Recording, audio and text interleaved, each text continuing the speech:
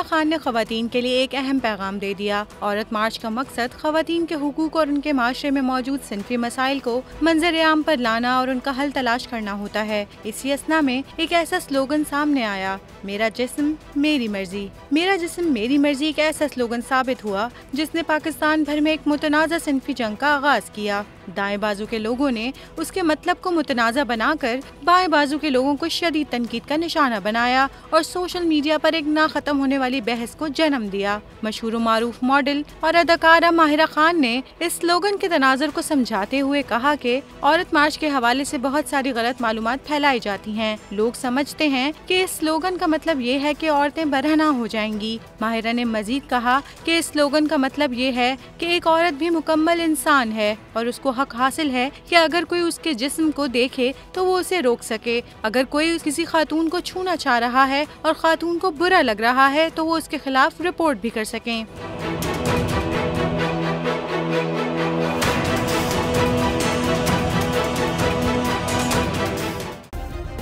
Subscribe करें और bell दबाएं ताकि कोई खबर रह न जाए।